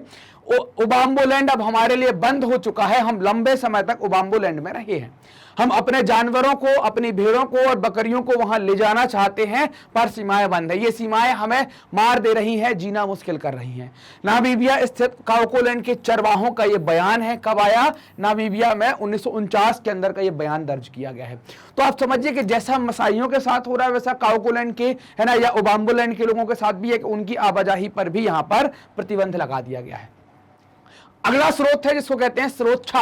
औपनिवेशिक अफ्रीका के बहुत सारे स्थानों पर पुलिस को चरवाहों के आने जाने पर नजर रखने और उन्हें गोरों के इलाकों में दाखिल होने से रोकने का बंदोबस्त दिया गया कि भाई आपको व्यवस्था करनी है। नामीबिया में काओकोलैंड के चरवाहों के आने जाने पर पाबंदी लगाने के लिए दक्षिण पश्चिम अफ्रीका के एक मजिस्ट्रेट ने पुलिस को कहा और एक निर्देश दिया, जब तक कोई बहुत खास हालात पैदा ना हो जाएं, तब तक इन मूल निवासियों को इलाके में दाखिल होने के लिए पास जारी ना किए जाएं। इस आदेश का मकसद इलाके में दाखिल होने वाले निवासियों की संख्या पर अंकुश लगाना था, उन्हें काबू में रखना था। इसलिए उन्हें सामान्य यात्री पास किसी भी हालत में जारी ना किए जाएं। ऐसा यहां पर आप देखें मजिस्ट्रेट का एक आदेश यहां पर आता है। अच्छे चरागाहों और जल संसाधनों के हाथ से निकल जाने की वजह से उस छोटे से इलाके पर दबाव बहुत ज्यादा बढ़ गया, जिसमें मसाइयों को धकेल दिया गया था। एक छोटे से इलाके में लगातार चराई का नतीजा यह हुआ कि चारागाहों का स्तर गिरने लगा। भाई एक ही इलाका, मान लीजिए कि ये इलाका है, यहाँ पर हमारी मान लीजिए हरी हरी घास लगा देते हम, ये हरी हरी घास लग गई, यहाँ पर सब जगह लगी हुई है। अब इस घास को चरने के लिए बार बार जानवर आते हैं, ये घास अपने आप को डेवलप ही नहीं कर पाती है, मतलब बड़ी नहीं हो पाती, इसको चरते रहते तो क्या होगा, इस घास की गुणवत्ता प्रभावित होगी, गुणवत्ता खराब होना स्टार्ट हो जाएगी। तो क्या होगा, चारागाहों का स्तर क्या है, गिरना स्टार्ट हो गया। चारे की हमेशा कमी रहने लगेगी, मवेशियों का पेट भरना एक स्थायी समस्या बन जाएगा और मवेशी मरना स्टार्ट हो जाएंगे। तो ये समस्याएं यहां पर हमने बात की इनकी। अब बात आती है सरहदों का बंद हो जाना। सरहदें बंद हो गई मतलब सीमाओं का सील कर देना कि सीमाएं अब एक व्यक्ति के लिए दूसरी जगह की सीमाएं नहीं खुली हैं, या एक समुदाय के व्यक्ति के लिए वो दूसरा जो इलाका है वहां की सीमाएं बंद कर दी गई हैं। देखते हैं कैसे। 19वीं सदी में चरवाहे चारागाहों की खोज में बहुत दूर दूर तक जाया करते थे। मतलब वो मान लीजिए कि मध्य प्रदेश में रह रहे हैं तो चराते चराते कहां तक चले गए, उत्तर प्रदेश तक चले गए। इसमें बीच में कई सारे इलाकों से पार किए होंगे, लेकिन अगर बीच में कोई इलाके की सीमा बंद कर दी जाए तो ये आगे तक नहीं बढ़ पाएंगे। तो वैसे ही यहां पर सीमा बंद करेंगे, सीमा को ही कहते हैं सरहद, तो सरहदों को यहां पर बंद कर देंगे। तो 19वीं सदी में चरवाहे चारागाहों की खोज में बहुत दूर दूर तक चले जाते थे। जब एक जगह के चरागाह सूख जाते थे तो वे अपने रेवड़ लेकर किसी और जगह किसी दूसरे चरागाह की खोज में निकल पड़ते थे, और जहां पर घास होगी, पानी होगी, वहां पर अपना डेरा जमा लेंगे। औपनिवेशिक सरकार ने उनकी आवाजाही पर तरह तरह की पाबंदियां लगा दी, तरह तरह की रोक लगा दी कि आप जा सकते हो, यहां से नहीं जा सकते, ऐसे जाओ, आप जा सकते हो, इतने जानवर नहीं ले जा सकते, आप वहां पर जा सकते हो लेकिन जानवर चरा नहीं सकते, ऐसी तरह तरह की पाबंदियां वहां पर लगा दी। मसाइयों की तरह अन्य चरवाहों को भी विशेष आरक्षित इलाकों की सीमाओं में घुसने पर पाबंदी लगा दी गई कि आप वो विशेष आरक्षित इलाके में नहीं जा सकते, वहां से कुछ भी चीजें प्राप्त नहीं कर सकते। आरक्षित इलाकों की सीमाओं के पार आ जा नहीं सकते, उनको रोक लगा दी गई कि भाई आना जाना तो बहुत बड़ी चीज है। उनको एक छोटे से इलाके में कैद करके रख दिया गया कि आप सिर्फ उसी इलाके में रहेंगे, आपको आने जाने की अनुमति नहीं है। वे विशेष परमिट लिए बिना अपने जानवरों को लेकर बाहर नहीं जा सकते। मतलब आपको अगर एक जगह से दूसरी जगह जाना है तो आपको परमिट की व्यवस्था करनी पड़ेगी, परमिट की जुगाड़ करनी पड़ेगी। बिना परमिट के आप एक जगह से दूसरी जगह नहीं जा पाएंगे। लेकिन परमिट हासिल करना ऐसा नहीं था जैसे हमने गोल मिठाई खरीद ली, टॉफी खरीदने चले गए, भैया देना 1 रुपए की 4 तो हम ले आए खा ली। तो परमिट हासिल करना कोई आसान काम नहीं था, ये कठिन कामों में से एक था। अगर कोई नियमों का पालन नहीं करेगा तो दंडित भी होगा, दंड भी लगाया जाएगा, उसके ऊपर सजा भी होगी उसको। हो सकता भविष्य में उसको परमिट ना मिले, क्या वो आ जाना पाए। तो ऐसी सारी समस्याएं उसके सामने हुआ करती थी। चरवाहों को गोरों के बाजार में, जो चरवाहे थे उनको गोरों के बाजार में दाखिल होने पर रोक लगा दी गई। मतलब जो गोरे लोगों के लिए बाजार बनाया गया था, उन बाजारों में ये चरवाहों को नहीं जाने दिया जाता था, इन पर रोक लगा दी गई। बहुत सारे इलाकों में तो कई तरह के व्यापार भी नहीं करने दिए गए, उन पर रोक लगाई गई कि आप इस प्रकार का व्यापार वहां पर नहीं कर सकते। मान लीजिए खाल बेचने चले गए, या मान लीजिए सींग बेचने चले गए, कोई दूध दही मक्खन बेचने चले गए, तो जो विभिन्न प्रकार के बाजार थे वहां पर चरवाहों को जाने पर रोक लगा दी कि आप नहीं जा सकते, आपको आजादी नहीं है वहां पर। बाहर से आए गोरे और यूरोपीय औपनिवेशिक अफसर जो थे, मतलब जिनने वहां पर अफ्रीका में शासन किया था, वो लोग क्या कहते थे कि जो ये जनजाति के लोग हैं, खास तौर से कौन से, मान लो अपन सिर्फ जनजाति लिख लेते हैं, तो इन जनजाति के लोगों को ये क्या मानते थे कि ये खतरनाक हैं और बर्बर स्वभाव के, बर्बर मतलब आक्रामक स्वभाव के हैं, मार काट कर डालेंगे। तो उनको लगता था कि यार ये लोग खतरनाक है, इनसे संबंध कम से कम बनाना ही सही है। कम रहेंगे टच में तो खतरा कम होगा, लेकिन कब तक आप कम संबंध बना पाएंगे, क्योंकि आपको काम तो करवाना है।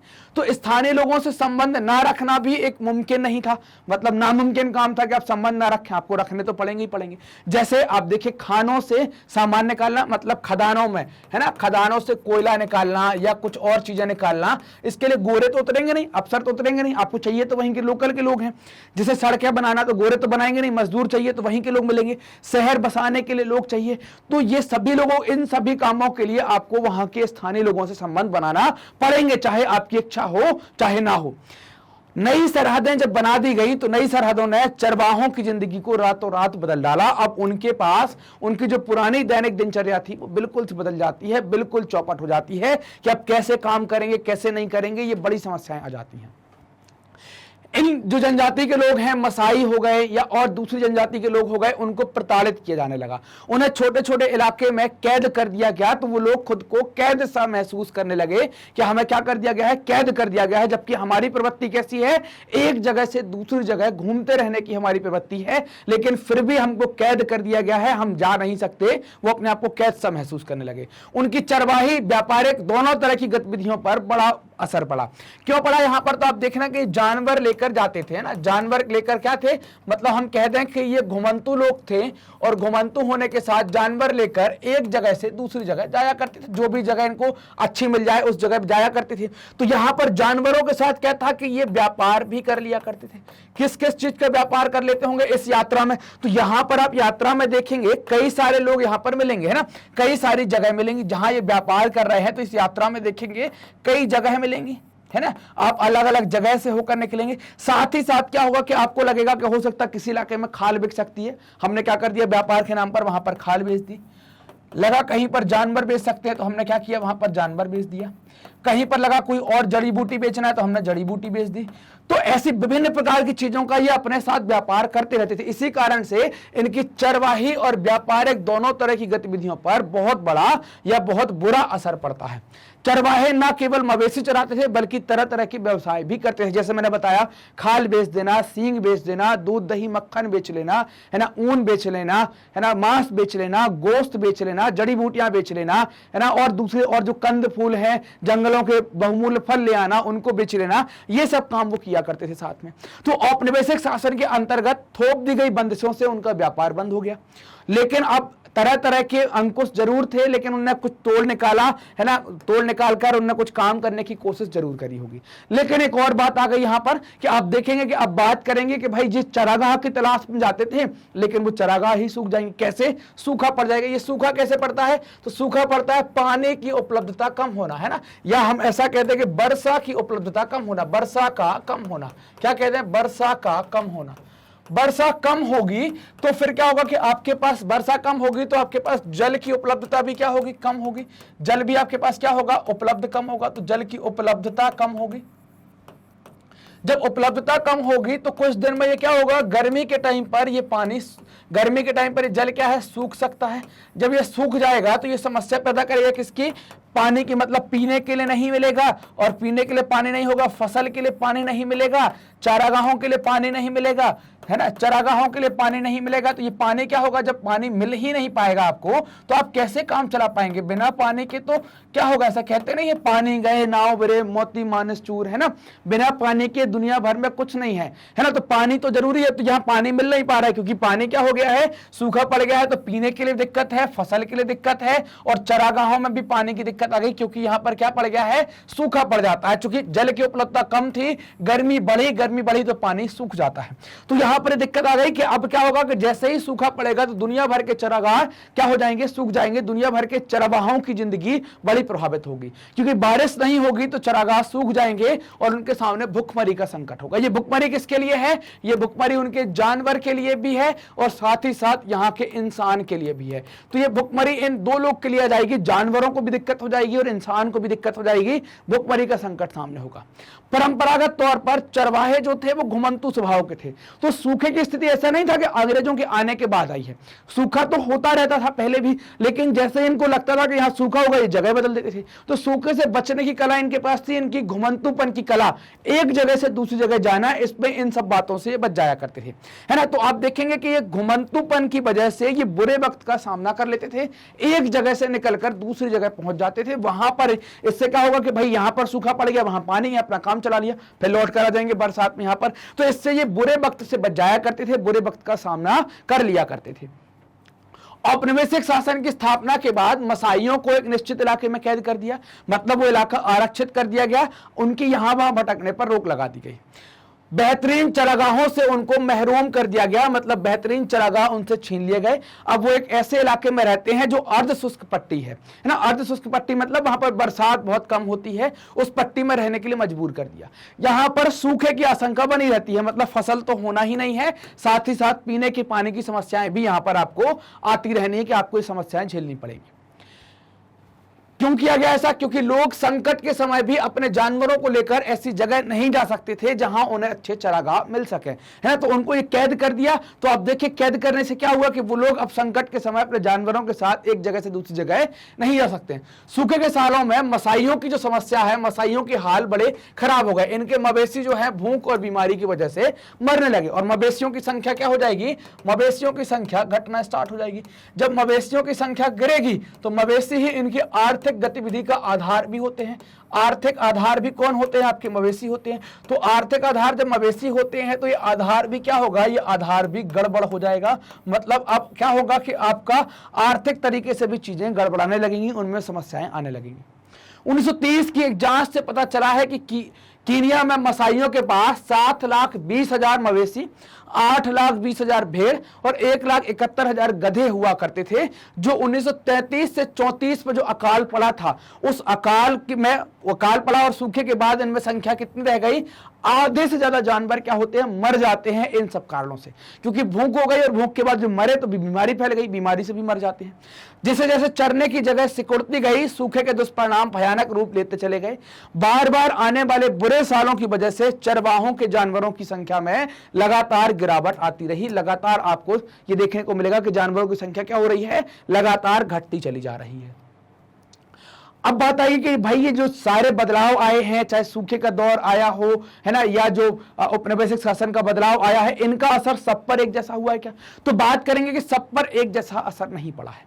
औपनिवेशिक काल में अफ्रीका के बाकी स्थानों की तरह मसाइयों में भी आए बदलावों से चरवाहों पर एक जैसा असर नहीं पड़ा। मतलब सभी मसाइयों पर एक जैसा असर नहीं होगा, कुछ पर पड़ा होगा, कुछ पर अच्छा, कुछ पर बुरा, कुछ पर बहुत बुरा, कुछ पर मध्यम बुरा पड़ा होगा। उपनिवेश बनने से पहले मसाई समाज जो है वो दो समाज में बटा था। कौन सा? एक को कहेंगे आप वरिष्ठ जन, जिसको आप एल्डर्स कहते हैं, दूसरा कहलाएगा योद्धा या वॉरियर्स। वरिष्ठ जन जो है वो शासन चलाने का काम करते थे। शासन मतलब समाज पर नियंत्रण किसका था? एल्डर्स का या वरिष्ठों का नियंत्रण हुआ करता था।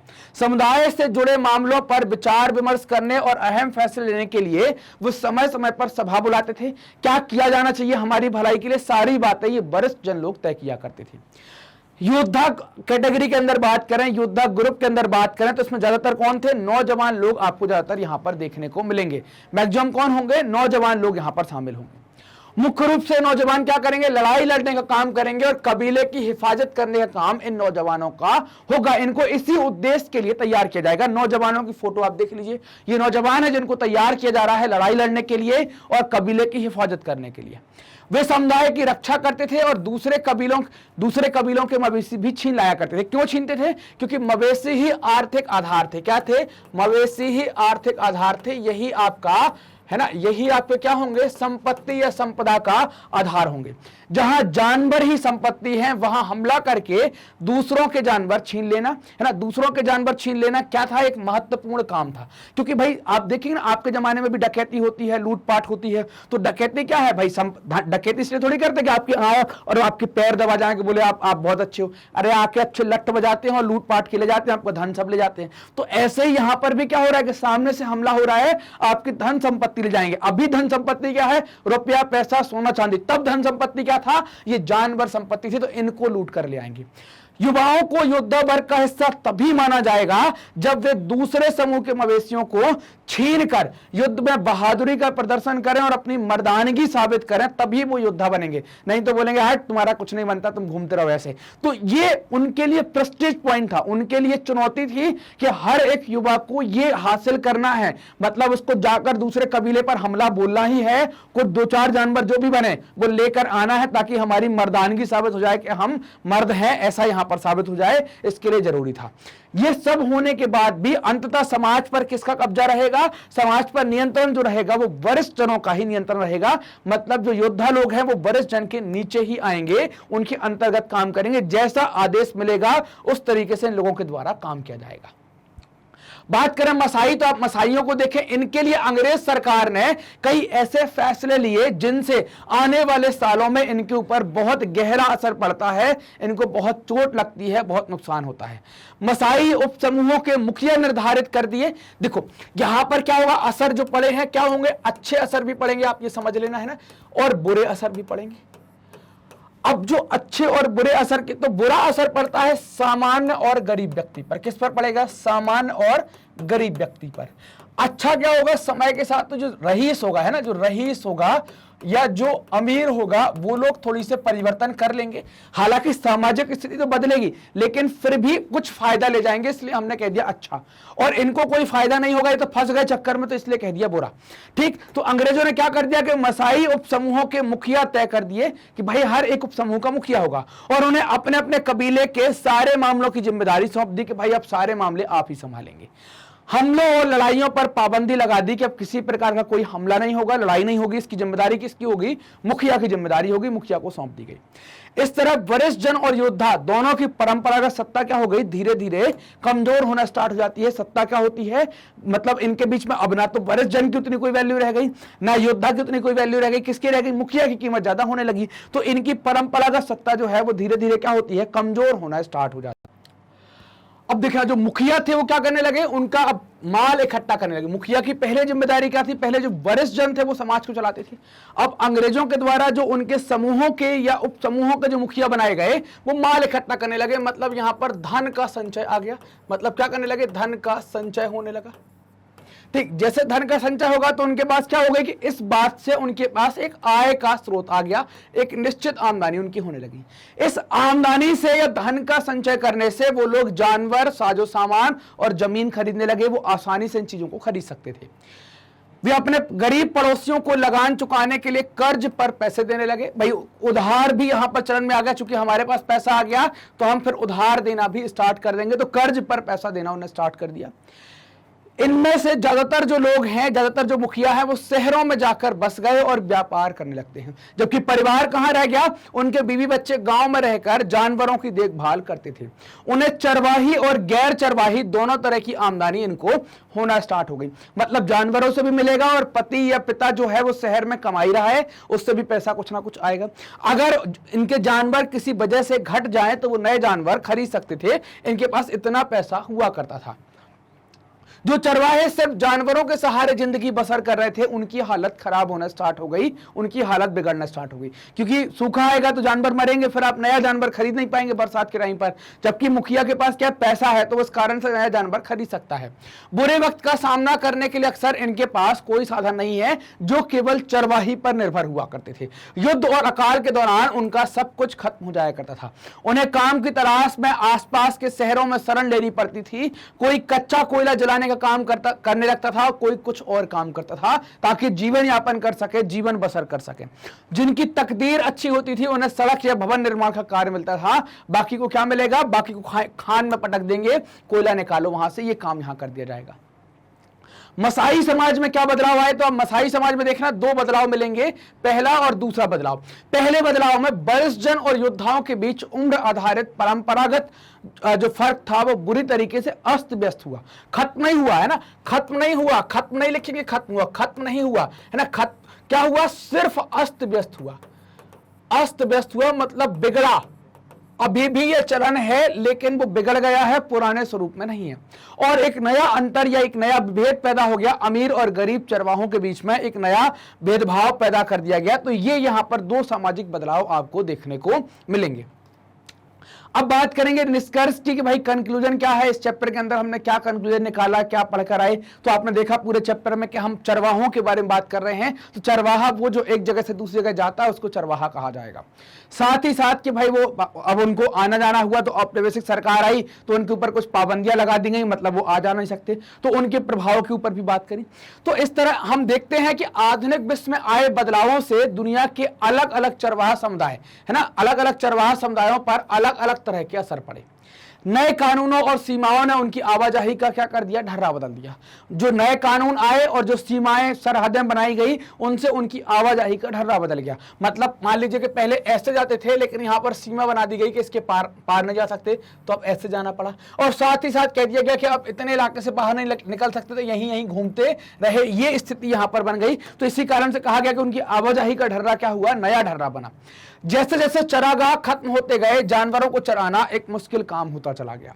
जो चरागाह बचे थे वो भी अत्यधिक इस्तेमाल की वजह से बेकार हो गए। सूखे के समय उनकी समस्याएं पहले से भी ज्यादा बढ़ गईं, क्योंकि तब उनके जानवर बड़ी तादाद में दम तोड़ने लगते थे। अब उनके आने जाने पर बहुत सारी बंदिशें थोप दी गई है ना, थोप दी गई थी। इसलिए वे नए चरागाहों की तलाश में, नए चरागाहों की तलाश नहीं कर सकते थे, कि उनकी तलाश में निकल नहीं सकते थे, क्योंकि बंदिश लगा दी गई। आपके पास अधिकार नहीं है कि आप जगह को बदल पाएं, आप एक जगह छोड़कर दूसरी जगह जा पाएं।